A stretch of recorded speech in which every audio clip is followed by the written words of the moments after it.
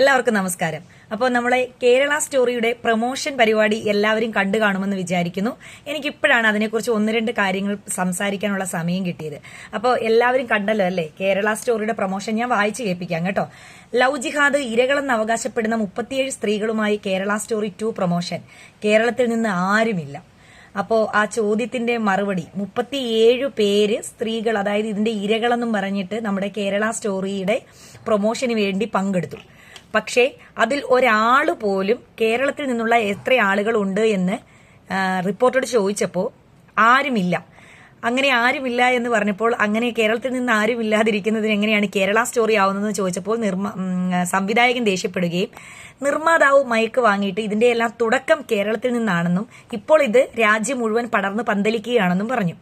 അപ്പോൾ വീണ്ടും റിപ്പോർട്ടർ ചോദിച്ചു, അങ്ങനെയാണെങ്കിൽ ഇത് നോർത്ത് ഇന്ത്യൻ സ്റ്റോറി എന്നല്ലേ പേരിടേണ്ടത് എന്ന് പറഞ്ഞു. അപ്പോൾ ഈ പേരിന്റെ ഒരു ഔചിത്യം എന്ന് പറയുന്നത്, സിനിമയുടെ നിർമ്മാതാവ് പറയുന്നത് പോലെ ഉത്തരേന്ത്യയിൽ നിന്നുള്ളവരാണ് ഇതിന്റെ ഇരകളെങ്കിൽ അതിന്റെ പേരെന്തായിരിക്കണം? ദ നോർത്ത് ഇന്ത്യൻ സ്റ്റോറി എന്നല്ലേ, അല്ലാതെ ഇത് കേരള സ്റ്റോറി എന്ന് പേരിടുന്നത് എന്തെങ്കിലും ഒരു ബ്രാൻഡിംഗ് ലക്ഷ്യം വെച്ചുകൊണ്ടാണോ? അതുപോലെ തന്നെ 32,000 സ്ത്രീകൾ എന്ന കണക്കിൽ നിന്നും സിനിമയുടെ അണിയറ പ്രവർത്തകർ ഇപ്പോൾ പിന്നോട്ട് പോയിട്ടുണ്ട്. അത് 37 ആവുകയും നിലവിൽ 3 പേര് മാത്രമേ ഇപ്പോൾ നിലവിലുള്ളൂ എന്നൊക്കെ ഇത് എന്താ പറയുന്നത് വസ്തുതകൾ പുറത്തു വരികയും ചെയ്തു.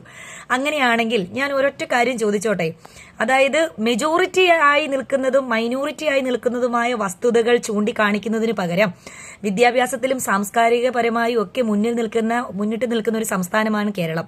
അപ്പൊ ഈ കേരളത്തെ ഇത്ര മോശമായി ചിത്രീകരിക്കുന്നത്, എന്താ പറയുന്നത്, ഇങ്ങനെയുള്ള ലേബലുകൾ പരത്തുന്നതുമെല്ലാം ആ നാടിനോട് തന്നെ ചെയ്യുന്ന ഒരു എന്തോ അതിന് പറയുക, നമ്മുടെ കേരളത്തോട് നിങ്ങൾ ചെയ്യുന്ന ഒരു അനൗചിത്യം അല്ലെങ്കിൽ ഒരു വേർപെട്ട നിലപാട് എന്ന് തന്നെ പറയാൻ പറ്റില്ലേ അതിന്?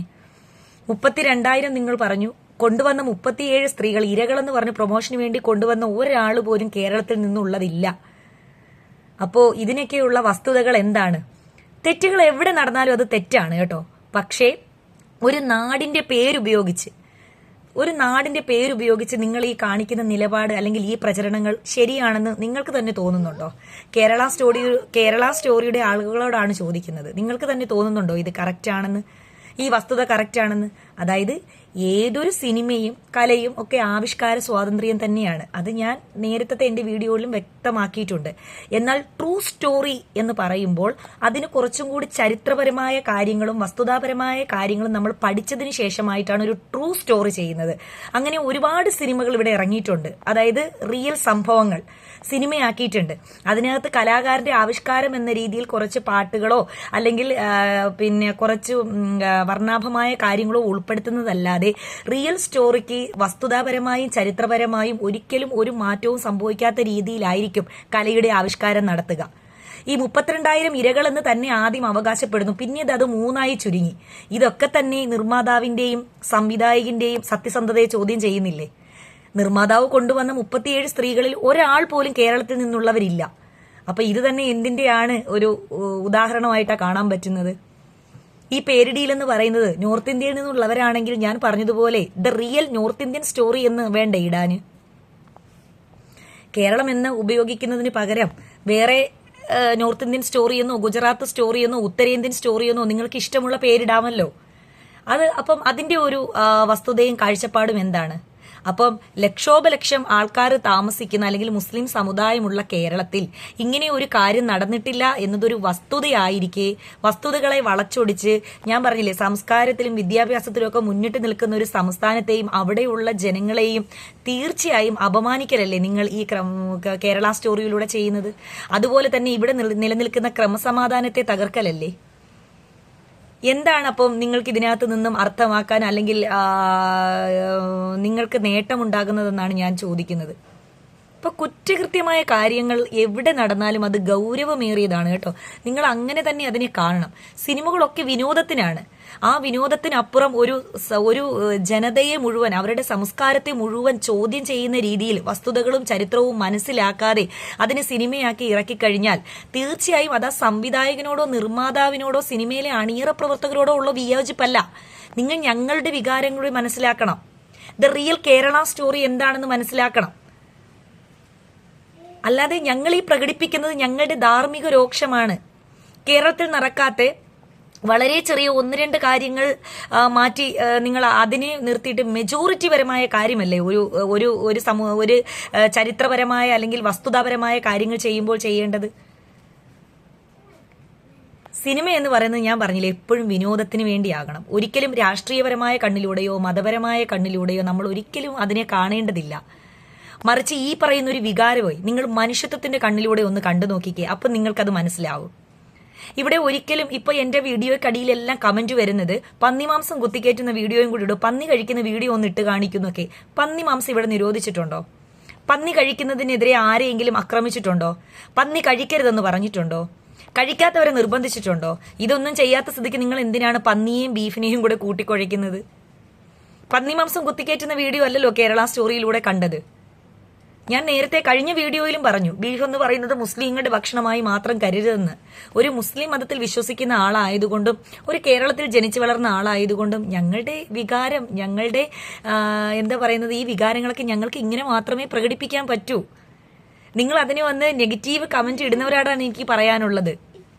സിനിമ ആവിഷ്കാര സ്വാതന്ത്ര്യം തന്നെയാണ്, പക്ഷെ അതൊരു സംസ്കാരത്തെ മുഴുവൻ ചോദ്യം ചെയ്യുന്നതാകുമ്പോൾ നമ്മൾ പിന്നെ ഈ വിവരവും അല്ലെങ്കിൽ വിദ്യാഭ്യാസവും ഈ ക്രമസമാധാനവും ഒക്കെ നിലനിർത്തുന്ന കേരളത്തിലുള്ള ഞങ്ങൾ പിന്നെ എന്താണ് ചെയ്യുന്നത്?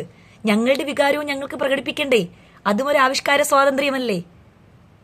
ദയവായി നിങ്ങൾ വസ്തുതകൾ മനസ്സിലാക്കിയിട്ട് സംസാരിക്കൂ.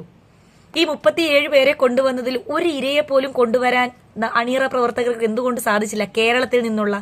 ഞാൻ കഴിഞ്ഞ ഒരു വീഡിയോ കാണിച്ചപ്പോൾ എന്റെ ഒരു ഫ്രണ്ടിന്റെ മകൾക്ക് സംഭവിച്ചതാന്ന് പറഞ്ഞൊരു സ്ത്രീ കരഞ്ഞുകൊണ്ട് അഭിനയിക്കുന്ന ഒരു വീഡിയോ നിങ്ങൾ കണ്ടില്ലേ? അത് അഭിനയമൊന്നും എനിക്ക് പറയാൻ പറ്റൂ, കാരണം അതൊരിക്കലും വസ്തുതയല്ലല്ലോ. ആ സ്ത്രീയുടെ ഫ്രണ്ടിന്റെ മകളെ പോലും അവിടെ കൊണ്ടുവരാൻ പറ്റിയില്ലല്ലോ, അല്ലെങ്കിൽ ആ മകളുടെ ആ സ്ത്രീയുടെ സുഹൃത്തിനെ അവിടെ കൊണ്ടുവരാൻ പറ്റിയില്ലല്ലോ എന്റെ മകൾക്ക് ഇത് സംഭവിച്ചതാണെന്ന് പറഞ്ഞിട്ട്.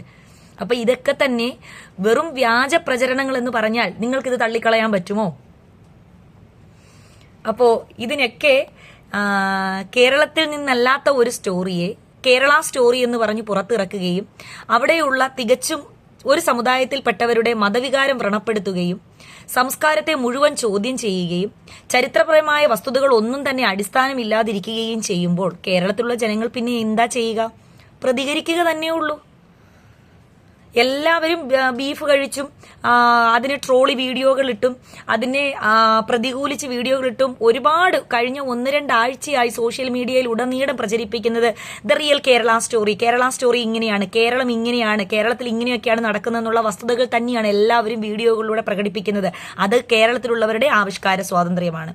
കേരളത്തിൽ ഒരു ദിവസം പോലും താമസിക്കാത്തവർ കേരളത്തെക്കുറിച്ച് വ്യാജ പ്രചരണ രീതിയിലുള്ള ഒരു സിനിമ ഇറക്കുകയും അത് റിയൽ കേരള സ്റ്റോറിയാണെന്ന് അവകാശപ്പെടുകയും ചെയ്താൽ കേരളത്തിൽ താമസിക്കുന്നവരെല്ലാം തന്നെ ഇവിടുത്തെ റിയൽ സ്റ്റോറി എന്താണെന്ന് അവരുടെ ആവിഷ്കാര സ്വാതന്ത്ര്യം മൂലം അവരുടെ സോഷ്യൽ മീഡിയയിലൂടെ പുറത്തേക്ക് വിടും. അതിന് നിങ്ങളും ക്ഷുഭിതരായിട്ടോ വികാരം കൊണ്ടിട്ടോ രോക്ഷം കൊണ്ടിട്ടോ യാതൊരുവിധ കാര്യവുമില്ല. കല എന്ന് പറയുന്നത് തികച്ചും കഴിവുള്ളവരും അല്ലെങ്കിൽ അത് ആസ്വദിക്കാൻ കഴിവുള്ളവരും മനസ്സുള്ളവരും തന്നെയാണ് കേരളത്തിലുള്ളവർ. അത് നിങ്ങൾക്ക് എല്ലാവർക്കും അനുഭവമുള്ളതാണ്. കലാമൂല്യമുള്ള സിനിമകളും വസ്തുതാപരമായ സിനിമകളും എന്റർടൈൻമെന്റ് ആയിട്ടുള്ള സിനിമകളും നല്ല രീതിയിൽ വിജയിക്കുന്ന സംസ്ഥാനം തന്നെയാണ് കേരളം. പക്ഷേ അവിടെ വിദ്വേഷം പരത്തലും വർഗീയത പരത്തലും ഹൈക്കോടതി തന്നെ, സുപ്രീം കോടതി തന്നെ അത് പറഞ്ഞിട്ടുണ്ട്. ഈ വർഗീയത പകർത്തുന്നതും ക്രമസമാധാനം നടത്തുന്നതും ഇവിടെ ഒരിക്കലും ആവിഷ്കാര സ്വാതന്ത്ര്യം എന്ന് പറഞ്ഞ് അംഗീകരിക്കാൻ പറ്റില്ലെന്ന്. Thank you.